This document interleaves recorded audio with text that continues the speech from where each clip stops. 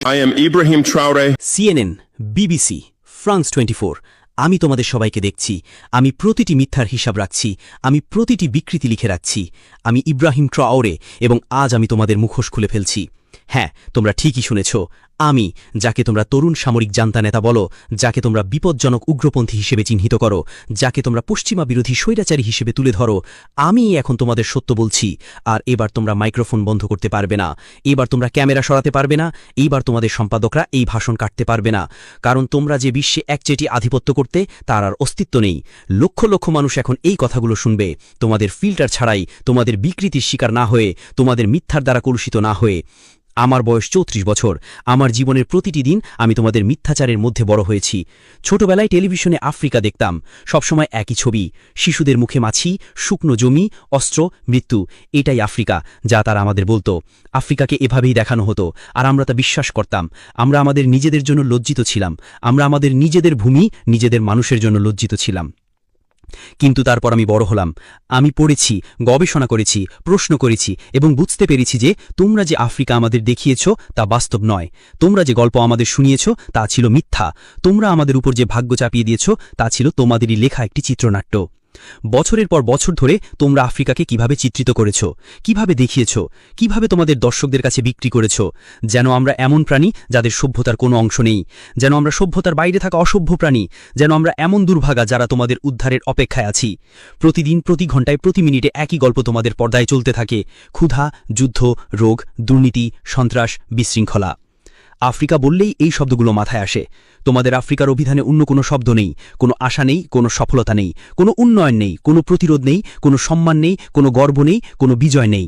তাই আমি তোমাদের জিজ্ঞাসা করি, New York Times, Washington Post, Guardian, Le Monde, তোমরা কি কখনো আফ্রিকার সাফল্যকে তোমাদের শিরোনাম করেছ? রুয়ান্ডার টেকনোলজি মিরাকেল নিয়ে তোমরা কতবার লিখেছ? ইথিওপিয়ার রিফরেস্টেশন প্রজেক্ট তোমরা কতবার দেখিয়েছ? বোতসোয়ানার ডেমোক্রেটিক সাফল্যের প্রশংসা তোমরা কতবার করেছ? কেনিয়ার এন্টারপ্রেনিয়াল ইকোসিস্টেমের বর্ণনা তোমরা কতবার দিয়েছ? না, কারণ এগুলো তোমাদের চিত্রনাট্যের সাথে খাপ খায় না। তোমাদের আফ্রিকা সফল হতে পারে না।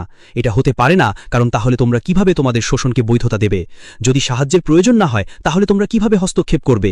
যদি পিছিয়ে না থাকে, তাহলে তোমরা তাকে কিভাবে নিচু নজরে দেখবে? তোমরা কি কখনো নিজেদের জিজ্ঞাসা করেছ, কোনো সম্পাদক কি তার ডেস্কে বসে, কোনো নিউজ ডিরেক্টর কি মিটিংয়ে, কোনো কলামিস্ট কি তার কিবোর্ডে কখনো ভেবেছে কেন বিশ্বের সবচেয়ে ধনী ভূমির মানুষ গরিব? এই নাও তোমাদের জন্য আসল সংখ্যা। আফ্রিকার কাছে বিশ্বের 70% কোবাল্ট রিজার্ভ রয়েছে। তোমাদের সেলফোন, তোমাদের কম্পিউটার, তোমাদের ইলেকট্রিক গাড়ি কোবাল্ট ছাড়া চলবে না। এই কোবাল্ট কঙ্গো থেকে আসে, কিন্তু কঙ্গোর মানুষ সেলফোন কিনতে পারে না। আফ্রিকার কাছে বিশ্বের 90% প্ল্যাটিনাম রিজার্ভ রয়েছে। Catalytic converter, electronic device, medical implant, সবকিছুর জন্য প্ল্যাটিনাম প্রয়োজন। এই প্ল্যাটিনাম দক্ষিণ আফ্রিকা থেকে আসে, কিন্তু দক্ষিণ আফ্রিকার মানুষ বেকারত্বের চাপে পিষ্ট। আফ্রিকা বিশ্বের 30% স্বর্ণ উৎপাদন সরবরাহ করে। মালি, বুর্কিনা ফাসো, ঘানা, তানজানিয়া, আমাদের ভূমি থেকে নদীর মতো সোনা প্রবাহিত হয়, কিন্তু আমাদের মানুষ দারিদ্র্যে সাঁতার কাটে। আফ্রিকা বিশ্বের 65% হীরা উৎপাদনও সরবরাহ করে। Botswana, Angola, Congo, Sierra Leone crore crore dollar মূল্যের হীরা উত্তোলন করা হয়, কিন্তু আমাদের খনিজ শ্রমিকরা দিনে $1 জীবনযাপন করে। আফ্রিকার কাছে বিশ্বের 35% ইউরেনিয়াম রিজার্ভ রয়েছে। নাইজার, নামিবিয়া, দক্ষিণ আফ্রিকা। পারমাণবিক কেন্দ্রগুলো আমাদের ইউরেনিয়ামে চলে। প্যারিসের আলো আমাদের ইউরেনিয়ামে জ্বলে, কিন্তু আমাদের গ্রামে বিদ্যুৎ নেই। আর তোমরা এখনো জিজ্ঞাসা করো আফ্রিকা কেন গরিব? না, সঠিক প্রশ্ন হলো এত ধনী হওয়া সত্ত্বেও আফ্রিকাকে কিভাবে গরিব করে রাখা হয়েছে। এই নাও তোমাদের উত্তর। উপনিবেশবাদ শেষ হয়নি, এটা রূপ পরিবর্তন করেছে। তোমরা আগে এসে আমাদের ভূমি দখল করতে, এখন তোমরা এসে কোম্পানি প্রতিষ্ঠা করো। তোমরা আগে জোর করে নিতে, এখন তোমরা চুক্তি করো। তোমরা আগে চাবুক দিয়ে শাসন করতে, এখন তোমরা ঋণ দিয়ে শাসন করো। আমাকে কিছু শক্ত উদাহরণ দিতে দাও, সংখ্যা, নাম, তারিখ সহ, কিন্তু তোমরা এসব নিয়ে কখনো লিখবে না। গ্লেনকোর, সুইস ভিত্তিক মাইনিং জায়ান্ট, কঙ্গোতে কোবাল্ট উত্তোলন করে। 2022 সালের আয় $256 বিলিয়ন। কঙ্গোকে দেওয়া কর $500 মিলিয়ন। এটা 0.2%। এটা কি ন্যায় বিচার? Rio Tinto, British Australian mining giant, গিনিতে বক্সাইট উত্তোলন করে, বছরে 20 মিলিয়ন টন। গিনির জন্য কি অবশিষ্ট থাকে? পরিবেশ দূষণ এবং ক্যান্সার। টোটাল, যেটা এখন টোটাল এনার্জিস, ফরাসি হয়ের জায়ান্ট, অ্যাঙ্গোলা, নাইজেরিয়া, কঙ্গোতে তেল উত্তোলন করে। 2022 সালের মুনাফা $36 বিলিয়ন। আফ্রিকায় বিনিয়োগ, নোংরা পাইপলাইন। অ্যাংলো আমেরিকান, দক্ষিণ আফ্রিকায় প্রতিষ্ঠিত, কিন্তু এখন লন্ডনে। হীরা, প্ল্যাটিনাম, লোহা সবকিছু নিয়ে যাচ্ছে। দক্ষিণ আফ্রিকায় কি রেখে গেছে? 60 লক্ষ বেকার খনিজ শ্রমিক। আর এগুলো তো আইসবার্গের চূড়ামাত্র। আর অদৃশ্য গোপন চুক্তি, অফশোর অ্যাকাউন্ট, ট্রান্সফার প্রাইসিংয়ের কৌশলের কি হবে? প্রতি বছর $88 বিলিয়ন অবৈধ অর্থ আফ্রিকা থেকে বেরিয়ে যায়।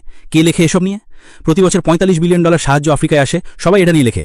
কিন্তু কেউ বলে না আফ্রিকা সাহায্য গ্রহণকারী মহাদেশ নয়, এটি সাহায্য প্রদানকারী মহাদেশ। যখন তোমরা ফোলাপেটের উপর তোমাদের ক্যামেরা জুম করো, তখন পটভূমিতে একটি বিশাল ব্যবস্থা নীরবে কাজ করে।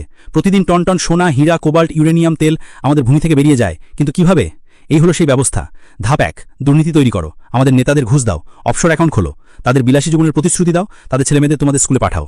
ধাপ ২, চুক্তি করো, ৫০ বছর ৯৯ বছরে ছাড়পত্র নাও, কর অব্যাহতির জন্য অনুরোধ করো, পরিবেশগত নিয়ম থেকে অব্যাহতি পাও, শ্রম অধিকার উপেক্ষা করো। ধাপ ৩, অবকাঠামো নিয়ন্ত্রণ করো, বন্দর আইবন্দর রেলপথ দখল করো, তবে কেবল খনি থেকে বন্দর পর্যন্ত। গ্রামে রাস্তা তৈরি করো না, স্কুলে বিদ্যুৎ পৌঁছে দিও না। ধাপ ৪, নিরাপত্তা প্রদান করো, ব্যক্তিগত নিরাপত্তা সংস্থা স্থাপন করো, তাদের সশস্ত্র করো, প্রতিবাদকে সন্ত্রাসবাদ বলে ঘোষণা করো। ধাপ ৫, মিডিয়াকে চুপ করাও, স্থানীয় জনসাংবাদিকদের কিনে নাও, বিরোধী কণ্ঠ দমন করো, অভ্যন্তরীণ অস্থিরতার খবর আন্তর্জাতিক মিডিয়ায় পরিবেশন করো। আর এভাবেই এই ব্যবস্থা কাজ করে, ১০০ বছর ধরে এইভাবেই কাজ করছে। আর তোমরা এই ব্যবস্থা দেখতে পাও না, দেখতে চাও না, কারণ তোমরাও এই ব্যবস্থার অংশ। New York Times, CNN, BBC, সবচেয়ে বড় বিজ্ঞাপনদাতা কারা? তেল কোম্পানি, খনি কোম্পানি, অস্ত্র কোম্পানি, ফার্মাসিউটিক্যাল কার্টেল, যে কোম্পানিগুলো আফ্রিকাকে শোষণ করে। তোমরা তাদের টাকায় বেঁচে থাকো, তোমরা তাদের স্বার্থ রক্ষা করো।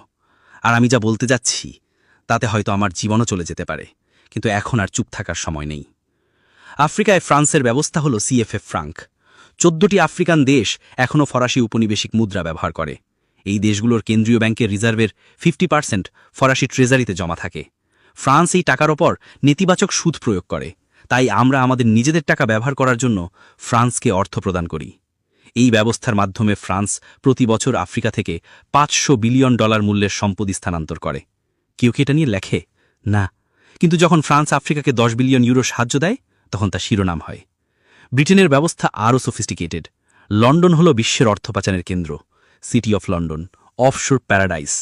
আফ্রিকা থেকে চুরি করা প্রতিটি পয়সা London, Jersey, Guernsey, Cayman Islands, Virgin Islands সবই ব্রিটিশ নিয়ন্ত্রণে। আফ্রিকার সম্পদ সেখানে লুকিয়ে আছে। আমেরিকার ব্যবস্থা হল আফ্রিকম, আফ্রিকা কমান্ড। মহাদেশে 46টি সামরিক ঘাঁটি। আনুষ্ঠানিক উদ্দেশ্য নিরাপত্তা, আসল উদ্দেশ্য সম্পদ নিয়ন্ত্রণ। প্রতিদিন আমাদের আকাশসীমায় ড্রোন, সর্বত্র লিসেনিং ডিভাইসেস। তারা বলে সন্ত্রাসবাদের বিরুদ্ধে লড়াই, কিন্তু এটা সন্ত্রাসী নয়। এখানকার জনগণের নেতাদের লক্ষ্যবস্তু করা হয়। চীন নতুন খেলোয়াড়, বলে উইন উইন। ইনফ্রাস্ট্রাকচার তৈরি করে, ঋণ দেয়, কিন্তু কিসের বিনিময়ে? 99 বছরের বন্দর ইজারা, খনির অধিকার, কৃষি জমি, ঋণের ফাঁদে ফেলার কূটনীতি। শ্রীলঙ্কাকে জিজ্ঞাসা করুন, জাম্বিয়াকে জিজ্ঞাসা করুন। আর তোমরা এইসবের কিছুই লেখো না। কেন? কারণ তোমরা মুক্ত গণমাধ্যম নও, তোমরা কর্পোরেট গণমাধ্যম। তোমাদের মালিকরা billionaire. Jeff Bezos Washington post কিনেছেন কেন? সাংবাদিকতার প্রতি ভালোবাসার জন্য? রুপার্ট মার্ডকের মিডিয়া সাম্রাজ্য, Fox news, Wall Street journal, the sun, the Times, সবই একই হাত থেকে। সবাই একই বার্তা দিচ্ছে, পশ্চিমারা ভালো, অন্যরা খারাপ। কার্লোস স্লিম নিউ ইয়র্ক টাইমসের বৃহত্তম শেয়ার হোল্ডার, মেক্সিকান বিলিয়নিয়ার। তার সম্পদ কোথা থেকে এসেছে? একচেটিয়া টেলিযোগাযোগ। লাতিন আমেরিকার পিঠে চড়ে ধনী হয়েছেন। এখন আমেরিকার সবচেয়ে সম্মানিত সংবাদপত্র নিয়ন্ত্রণ করেন। আর তোমরা দাবি করো স্বাধীন সাংবাদিকতা করার। তোমাদের সম্পাদক কারা? তারা কোন স্কুল থেকে স্নাতক হয়েছে? Harvard, Yale, Oxford, Cambridge? সবসময় একই অভিজাতি স্কুল, সবসময় একই বিশ্বদৃষ্টি, সবসময় একই কুসংস্কার। তোমাদের রিপোর্টারদের কিভাবে নির্বাচন করা হয়? তোমাদের আফ্রিকা সংবাদদাতা কয়টি ভাষায় কথা বলতে পারে? ফরাসি, ইংরেজি, এটুকুই। সোয়াহিলি, হাউসা, ইউরুবা, আমহারিক তারা জানে না। তারা মানুষের সাথে কথা বলতে পারে না। তোমাদের সূত্র সবসময় একই, পশ্চিমা ডিপ্লোম্যাট, এনজিও, বিশেষজ্ঞ। আর তারপর তোমরা এসে আমাদের বক্তৃতা দাও। তারা প্যাট্রিস লুমুম্বুকে হত্যা করেছিল 12 জানুয়ারি 1961। সিআইএ এজেন্ট ল্যারি ড্যাভলিন স্বীকার করেছে বেলজিয়ামের ভাড়াটে সৈন্যরা এটা করেছিল। তারা তার দেহ অ্যাসিডে দ্রবীভূত করেছিল, তার দাঁত শিথিবদ্ধ হিসেবে নিয়েছিল। 2022 সালে 61 বছর পর সেই দাঁত বেলজিয়াম থেকে তার পরিবারের কাছে ফিরিয়ে দেওয়া হয়েছিল। আর তখন তোমরা কি বলেছিলে? কঙ্গোতে বিশৃঙ্খলা। তোমরা খুনিদের সম্প্রতি জিজ্ঞাসা করনি, তোমরা সিআইএ নথি তদন্ত করনি, তোমরা বেলজিয়ামের অপরাধ সম্পর্কে লেখনি। তারা তমাস সাঙ্কারাকে হত্যা করেছিল 15 অক্টোবর 1987। আমার নায়ক, আফ্রিকার আশা 2.5 মিলিয়ন শিশুকে হাম এবং মেনিনজাইটিসের বিরুদ্ধে টিকা দিয়েছিলেন, 10 মিলিয়ন গাছ লাগিয়েছিলেন, সাক্ষরতার হার 13% থেকে 73%-এ উন্নীত করেছিলেন, নারীদের সমান অধিকার দিয়েছিলেন, FGM নিষিদ্ধ করেছিলেন, দুর্নীতি শেষ করেছিলেন, মার্সিডিজ গাড়ি বিক্রি করে রেনো 5 ব্যবহার করতেন, IMF এবং ওয়ার্ল্ড ব্যাংকে প্রত্যাখ্যান করেছিলেন। আর সবচেয়ে গুরুত্বপূর্ণ কথা, তিনি বলেছিলেন, আমরা আফ্রিকা ঋণ পরিশোধ করব না। আমরা সেই ঋণ করিনি, আমাদের আগের পুতুলরা করেছিল, ঔপনিবেশিকদের পক্ষে করেছিল। তখনই তাকে হত্যা করতে হবে। আর তারা তাকে হত্যা করেছিল। কি হত্যা করেছিল? তার সবচেয়ে বন্ধু ব্লেইজ কম্পারেও। কার সমর্থনে? ফ্রান্স। প্রমাণ চান? ফোক্কার্ট আর্কাইভ দেখুন। জাক ফোক্কার্ট, ফ্রান্সের আফ্রিকা বিষয়ক উপদেষ্টা। সেখানে সব লেখা আছে। আর তোমরা কি বলেছিলে? বুরকিনা ফাসোতে মাসামরিক অভ্যুত্থান। তোমরা সাঙ্কারার স্বপ্ন নিয়ে লেখনি, তোমরা তার প্রজেক্টগুলো সম্পর্কে বলনি, তোমরা তার সাফল্য দেখাওনি। তোমরা শুধু বলেছিলে আরেকজন স্বৈরাচারী মারা গেছে, মুয়াম্মার গাদ্দাফি। হ্যাঁ, তিনি একজন স্বৈরাচারী ছিলেন, হ্যাঁ তিনি নির্মম ছিলেন, কিন্তু লিবিয়ায় তিনি কি করেছিলেন? মাথাপিছু আয় $12,000, আফ্রিকার সর্বোচ্চ, সাক্ষরতার হার 25% থেকে 87%, আয়ুষ্কাল 51 থেকে 74, বিনামূল্যে হেলথ কেয়ার, বিনামূল্যে শিক্ষা, নবজাতিদের জন্য $50,000, গৃহক্রেতাদের জন্য সুদমুক্ত ঋণ, নবজাতকের জন্য $5,000, পেট্রোল প্রতি litre 14 cent, the Great Man Made River, মরুভূমিকে সবুজ করা সেচ প্রকল্প। আর গাদ্দাফির আসল ক্রপিস ইউনাইটেড স্টেটস অফ আফ্রিকা স্বপ্ন, আফ্রিকান সেন্ট্রাল ব্যাংক প্রকল্প, African Investment Bank, African Monetary Fund, আর সবচেয়ে বেশি বিপজ্জনক গোল্ড দিনার, ডলারে তেল বিক্রি করতে অস্বীকার করা। 20 অক্টোবর 2011 সিপ্তে গণপিটুনি হত্যা করা হয়। হিলারি ক্লিন্টন হেসেছিলেন, আমরা এসেছিলাম, আমরা দেখেছিলাম, সে মারা গেছে। এখন লিবিয়ার দিকে তাকান, 3টি ভিন্ন সরকার, অন্তহীন গৃহযুদ্ধ, আইএসআইএস, আল কায়েদা অবাধে বিচরণ করছে, কৃতদাস বাজার বিদ্যমান। এমনকি CNN 2017-তে দেখালো তেল লুট হচ্ছে, অস্ত্রের ভাণ্ডার খালি করা হয়েছে, সাহেল জুড়ে ছড়িয়ে পড়েছে। তোমরা কি এটাকে গণতন্ত্র বলো? তোমরা কি এটাকে স্বাধীনতা বলো? তোমরা কি এটাকে সাফল্য বলো? আর এখন কার পালা? সাহেল, মালি, নাইজার, বুরকিনা ফাসো। তোমরা আমাদেরও লিবিয়া বানাতে চাও, তোমরা আমাদের সিরিয়া বানাতে চাও, তোমরা আমাদের ইরাক বানাতে চাও, কিন্তু এবার নয়। কারণ আমরা জেগে উঠেছি, কারণ আমরা শিখেছি, কারণ আমরা একত্রিত হয়েছি। অপারেশন বারখানে, ফ্রান্সের সাহেল অভিযান, 2013 থেকে 2022 সাল। আনুষ্ঠানিক উদ্দেশ্য সন্ত্রাসবাদের বিরুদ্ধে লড়াই, আসল উদ্দেশ্য সম্পদ নিয়ন্ত্রণ। 5100 ফরাসি সৈন্য, €1 বিলিয়ন বার্ষিক বাজেট। ফল কি? 2013 সালে মালিতে 500 সন্ত্রাসী, 2022 সালে সাহেলে 5000+ সন্ত্রাসী, 10 গুণ বৃদ্ধি। এটা কি ধরনের সাফল্য? কিন্তু ফরাসি সৈন্যরা কি করছিল? আরেভা, ওরানের জন্য নাইজারের ইউরেনিয়াম খনি রক্ষা করছিল, টোটালের জন্য তেল পাইপলাইন সুরক্ষিত করছিল, বোলোরের জন্য বন্দর এবং রেলপথ নিয়ন্ত্রণ করছিল। আর সন্ত্রাসবাদের বিরুদ্ধে লড়াই? না, উল্টো। ফরাসি সৈন্যদের 50 কিলোমিটারের মধ্যে সন্ত্রাসীরা আসতে পারত না, কিন্তু তারা সহজেই আমাদের গ্রাম পুড়িয়ে ফেলতে পারত। কেন? কারণ বিশৃঙ্খলা তাদের উদ্দেশ্য সাধন করত। যদি বিশৃঙ্খলা থাকে, তারা নিরাপত্তার কারণে থাকতে পারত। মালিতে জাতিসংঘের শান্তিরক্ষা বাহিনী মিনুসমা, 15,000 সৈন্য, $1.2 বিলিয়ন বার্ষিক বাজেট, 10 বছর। ফলস্বরূপ 300+ জাতিসংঘ সৈন্য নিহত, হাজার হাজার বেসামরিক নাগরিক নিহত। সন্ত্রাস কমেনি, বেড়েছে। আর এখন তোমরা বলো ওয়াগনার বিপজ্জনক, রাশিয়ানরা আফ্রিকা দখল করছে। ওয়াগনার এলো, 1000 সৈন্য, 6 মাসে কি হলো? সন্ত্রাসীরা পালিয়ে গেল, গ্রামগুলো নিরাপদ, খনিগুলো কাজ করছে, মানুষ শান্তিতে আছে। পার্থক্যটা কি? ওয়াগনার হলো মিত্র, যাকে আমরা আমন্ত্রণ জানিয়েছি। ফ্রান্স হলো দখলদার, যে জোর করে এসেছে। ওয়াগনার চুক্তি অনুসরণ করে, ফ্রান্স ব্ল্যাকমেইল করে। ওয়াগনার ফল দেয়, ফ্রান্স অজুহাত তৈরি করে। কিন্তু তোমরা সত্য লেখো না, তোমরা বলো রাশিয়ান ভাড়াটে সৈন্য। আচ্ছা, ফরাসি লেজিও এত্রঞ্জের কি? তারা কি ভাড়াটে সৈন্য নয়? আমেরিকান ব্ল্যাকওয়াটার একাডেমি কি? ব্রিটিশ G4S কি? ইসরায়েলি ব্ল্যাক কিউব কি? তারা নিরাপত্তা সংস্থা। ওয়াগনার একটি হুমকি। কেন? কারণ ওয়াগনার তোমাদের নয়। আর সন্ত্রাসবাদের বিষয়টা? কে এই সন্ত্রাস তৈরি করেছে? কে আল কায়েদা প্রতিষ্ঠা করেছে? 1980-র দশকে আফগানিস্তানে CIA, পাকিস্তানের ISI, সৌদি অর্থ, সোভিয়েতদের বিরুদ্ধে। বিন লাদেন CIA-এর লোক ছিল, তোমরা তাদের মুক্তিযোদ্ধা বলেছিলে। কারা তালেবানকে সমর্থন করেছিল? আবারও তোমরা। সোভিয়েত দখলের বিরুদ্ধে বীর মুজাহিদিন। তোমরা অস্ত্র দিয়েছ, টাকা দিয়েছ, প্রশিক্ষণ দিয়েছ, তারপর তোমরা নিয়ন্ত্রণ হারিয়েছ। ISIS কিভাবে জন্ম নিল? 2003 ইরাক আক্রমণ। তোমরা সাদ্দামকে ক্ষমতাচ্যুত করেছ, তোমরা সেনাবাহিনী ভেঙে দিয়েছ, তোমরা বাথ পার্টি নিষিদ্ধ করেছ, তোমরা আবু গারিবে নির্যাতন করেছ, আর সেই লোকগুলো ISIS হয়ে গেছে। তারপর সিরিয়া, তোমরা বলেছিলে আসাদকে যেতে হবে, তোমরা বলেছিলে মধ্যপন্থী বিদ্রোহী, তোমরা অস্ত্র দিয়েছ, সেই অস্ত্র ISIS-এর কাছে গেছে, আল নুসরার কাছে গেছে।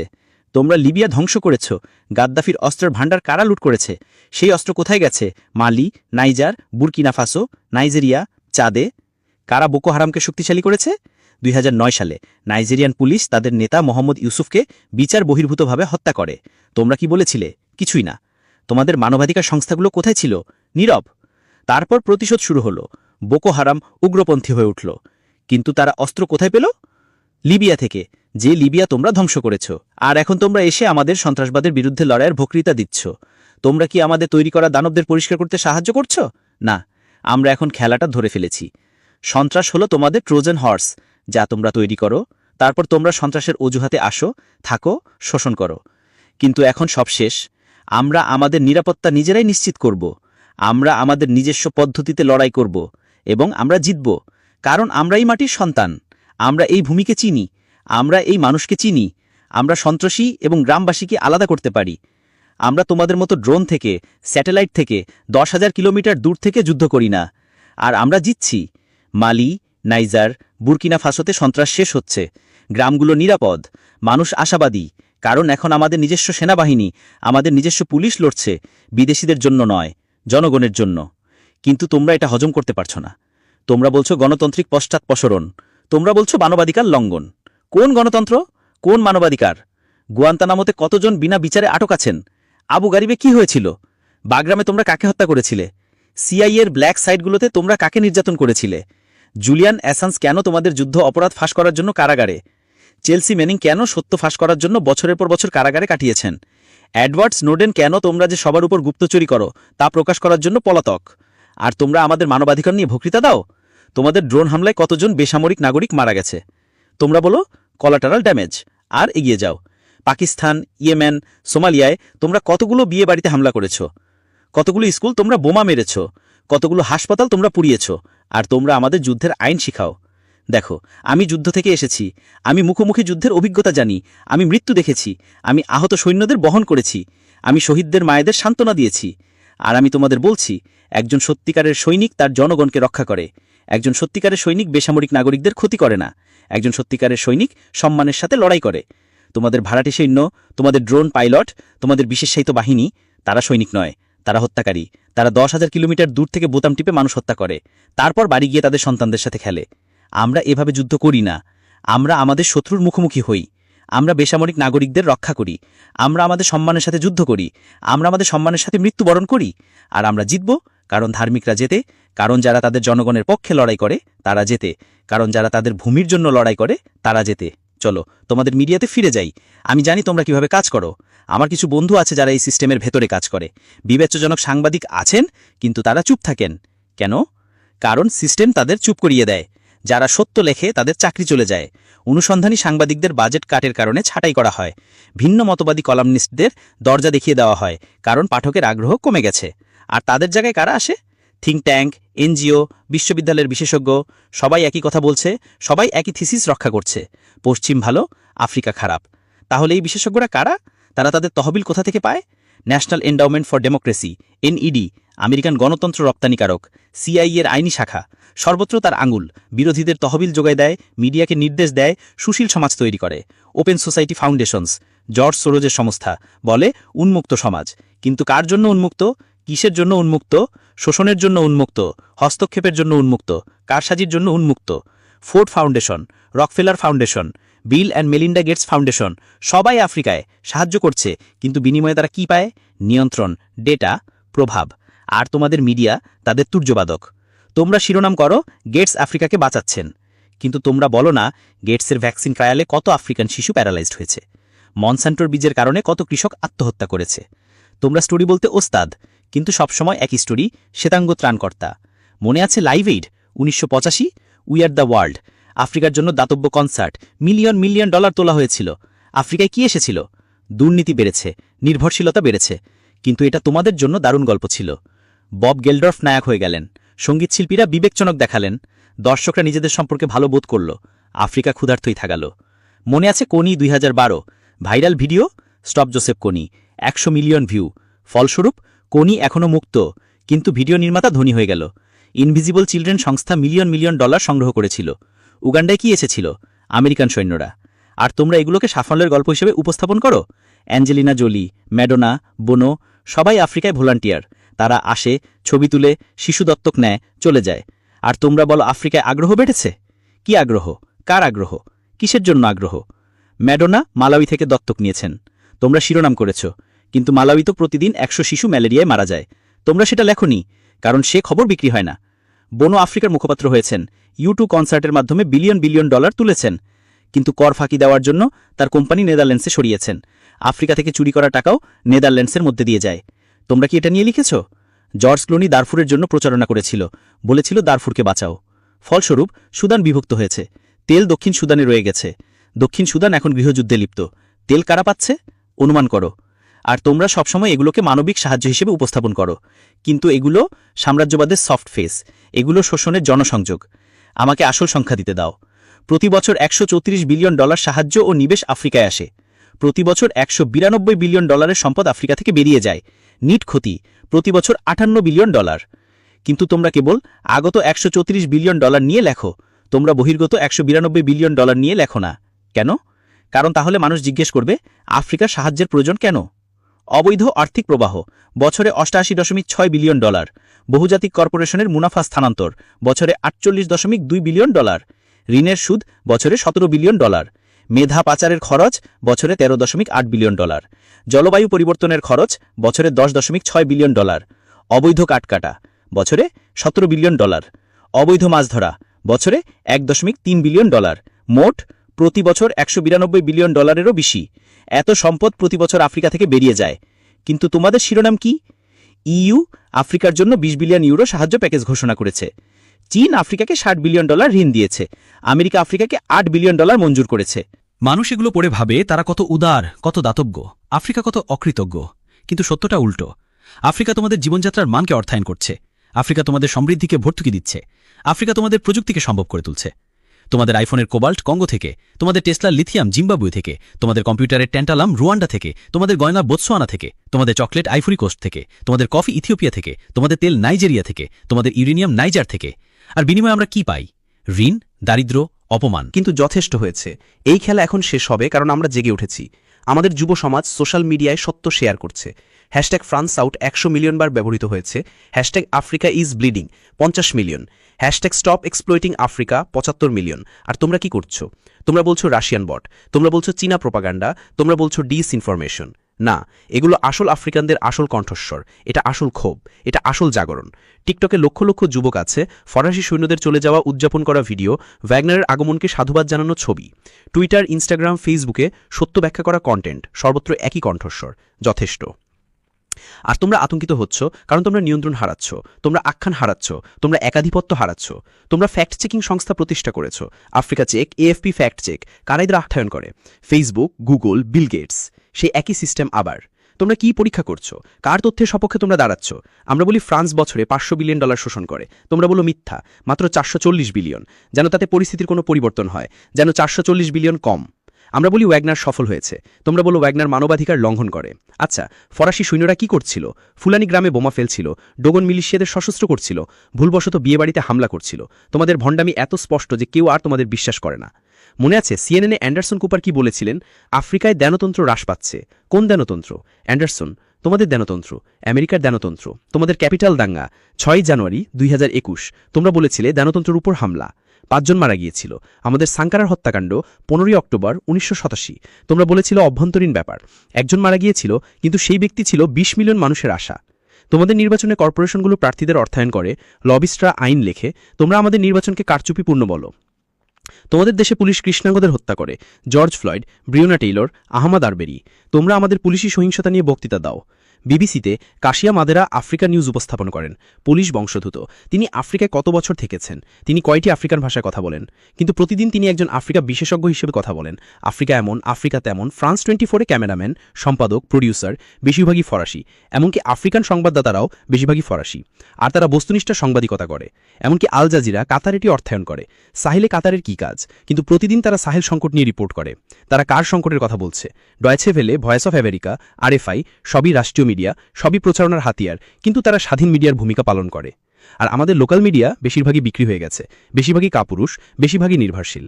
বুর্কিনা ফাসোর লাপেইস পত্রিকা সম্পাদককে, তিনি কোথা থেকে শিক্ষালাভ করেছেন? তিনি তার তহবিল কোথা থেকে পান? তার বিজ্ঞাপনদাতা কারা? আমরা উত্তরগুলি জানি। সবাই একই সিস্টেমের সাথে বাধা, সবাই একই প্রভুর সেবা করছে। কিন্তু একটি নতুন প্রজন্ম আসছে, ব্লগার, ইউটিউবার, পডকাস্টার। তাদের কোনো ভয় নেই, তাদের কোনো প্রভু নেই। জেমস কোট্টো, নাতালি ইয়াংবে, কেমি সেবা। তাদের লক্ষ লক্ষ অনুসারী, তারা সত্য বলে, তারা সিস্টেমকে উন্মোচন করে, আর তোমরা তাদের চরমপন্থী হিসেবে চিহ্নিত করো। তোমরা তাদের টুইটার বন্ধ করার চেষ্টা করো, তোমরা তাদের ইউটিউব সীমাবদ্ধ করো, কিন্তু বৃথা। সত্যকে থামানো যায় না। তোমরা একটা চ্যানেল বন্ধ করো, 10টা খুলে। তোমরা একটা কণ্ঠস্বর চুপ করাও, 1000টা জেগে উঠে। এই তোমাদের প্রতি আমার শেষ বার্তা। তোমাদের মিথ্যাচারে শেষ হচ্ছে, তোমাদের সাম্রাজ্য ভেঙে পড়ছে, তোমাদের একাধিপত্য চূর্ণমার হচ্ছে। আর এর জায়গায় কি আসছে? সত্য, ন্যায়, বিচার, স্বাধীনতা। আফ্রিকার তোমাদের গল্প নয়, আফ্রিকা নিজের গল্প লিখছে, নিজের ক্যামেরায় চিত্রগ্রহণ করছে, নিজের ভাষায় বলছে। আর এই গল্পে তোমরা নায়ক নও, ত্রাণকর্তা নও, উপকারী নও। এই গল্পে তোমরাই দোষী, উপনিবেশিক, মিথ্যাবাদী, চোর। তবে তোমাদের এখনও সুযোগ আছে, তোমরা এখনও বদলাতে পারো, তোমরা এখনও সঠিক পক্ষে দাঁড়াতে পারো। তোমাদের মধ্যে বিবেকবান সাংবাদিক আছেন, আমি জানি, আমি তাদের চিনি। আমরা কথা বলি, আমি তাদের আহ্বান জানাই, সাহস জোগাড় করো, সত্য লেখো, সিস্টেমের বিরুদ্ধে বিদ্রোহ করো। তোমাদের চাকরি চলে যেতে পারে, তোমরা বেকার হয়ে যেতে পারো, তোমাদের হুমকি দেওয়া হতে পারে, কিন্তু তোমরা ইতিহাসের সঠিক পক্ষে থাকবে। তোমরা লজ্জাহীনভাবে তোমাদের সন্তানদের মুখের দিকে তাকাতে পারবে, তোমাদের বিবেক শান্তিতে ঘুমাবে, আর আফ্রিকা তোমাদের ভুলবে না। আফ্রিকা তার বন্ধু এবং শত্রুকে মনে রাখে। এডওয়ার্ড স্নোডেনের মতো হও, জুলিয়ান অ্যাসাঞ্জের মতো হও, ড্যানিয়েল এলসবার্গের মতো হও, সত্যের পক্ষে দাঁড়াও। অথবা তোমাদের মিথ্যাচার চালিয়ে যাও, তোমাদের অন্ধত্ব চালিয়ে যাও, তোমাদের সম্পৃক্ততা চালিয়ে যাও, কিন্তু জেনে রাখো তোমাদের শেষ আসন্ন। তোমাদের দর্শক কমছে, তোমাদের বিশ্বাসযোগ্যতা ক্ষয় হচ্ছে, তোমাদের ক্ষমতা নিঃশেষ হচ্ছে।